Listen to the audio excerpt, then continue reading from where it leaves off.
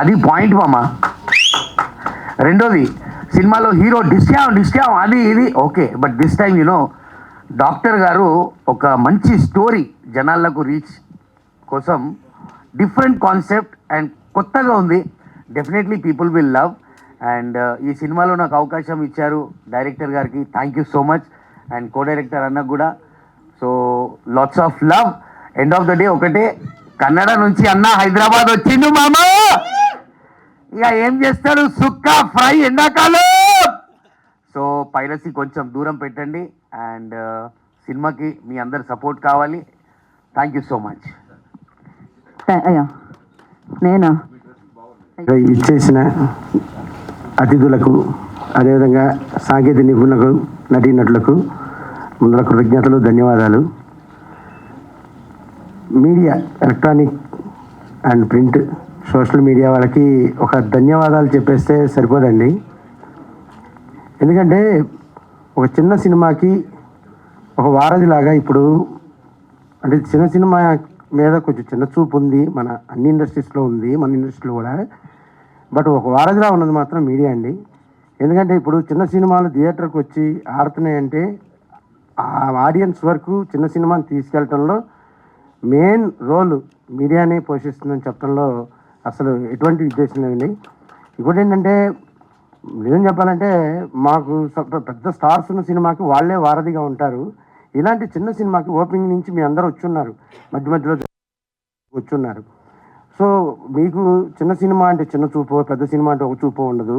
అన్నిటిని ఒకే దృష్టితో చూసి ఆడియన్స్ ముందు తీసుకెళ్తున్నారు కనుక ఆ తర్వాత ఎందుకంటే మేము చిన్న సినిమా అనేది ఒక జర్నీలో అనేకమైన చైనా వాల్స్ లాంటివి, లేకపోతే పాకిస్తాన్ బోర్డర్స్ లాంటివి అనేక హడ్డుల్స్ ఉంటాయి మాకు. వాటన్నిటినీ చెరిపేసి ఒక మీడియా దాన్ని గొప్ప దృష్టితో చూసి ఆడియన్స్ చూపించే దిశగా తీసుకెళ్తున్నారండి.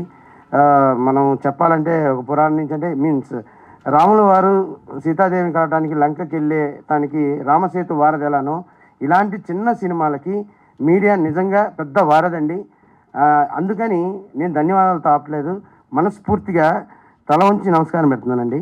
Thank you so much. దానికి నిదర్శనం ఈరోజు ఆడుతున్న చిన్న సినిమాలు, పెద్ద సినిమాలు థియేటర్కి వచ్చి మాకు సినిమా చూస్తారా లేదా, లేకపోతే ఇది ఓటీటీలో చూస్తారా, లేకపోతే మన ఐబొమ్మలో చూస్తారని భయపడుతున్న రోజుల్లో థియేటర్లో చిన్న సినిమా నిలబెడుతున్నా మీ అందరికీ థ్యాంక్ యూ సో మచ్ అండి. ఇంకొకటి మా డియర్ ఉమా సినిమాకి వస్తే, డియర్ ఉమా అయినా సుమా అయినా అంతా ఆమెకి అంటే బ్యాక్గ్రౌండ్ మీన్స్ ఒక ప్రతి విజయం వెనక ఒకరు ఎవరో వెనకుంటారంటారు. బట్ ఆమెకి వెనక సుమయానే, ముందు సుమయానే, పక్కన అంతా ఆమె ఉండి అంటే ఒక కథ రాసుకొని కథ కోసం ఇంత దూరం అంటే మనం ఒక ట్రేజర్ మనం లాంచ్ అయింది. ఒక ఇష్యూ కోసం నేను ఎంత దూరం అయినా వెళ్ళి పోరాడతాను అనేది మనం డైలాగ్ చూసాము, సినిమాటిక్ వేలో చూసాము. కానీ తను ఈ సినిమా కోసం ప్రతి క్షణం ఎంత దూరం అయినా వెళ్ళి పోరాడతాననే ఒక లెవెల్లోనే ఉందండి. Is the star, lady megastar అని చెప్పాలి ఈ సినిమాకి. సో ప్రతి దాంట్లో తను ఒక రైటర్గా ఉన్నారు, యాక్టర్గా ఉన్నారు, ప్రొడ్యూసర్గా ఉన్నారు. 24 క్రాఫ్ట్స్లో క్రియేటివ్ హెడ్గా ఉండి ప్రతిదీ సరిదిద్దడం, చక్కబెట్టడం. అంటే కొన్ని ఇష్యూస్ వస్తాయి, వాటన్నిటినీ కూడా తన యొక్క మనస్తత్వంతో కానీ, తన వ్యక్తిత్వంతో కానీ, మాట విధానంతో ఇంత పెద్ద టెక్నీషియన్స్ రతన్ సార్ కానీ, రాజ్ తోట కానీ ఇంతమంది టెక్నీషియన్స్ని పెట్టుకొని ఇది టెక్నికల్ కంటెంట్ మూవీ అండి. సో దీన్ని మీడియానే ముందుకు తీసుకెళ్ళాలి. Thank you so much. Thank you Sairaj గారు, thank you so much and wish you good luck. నా ఐ రిక్వెస్ట్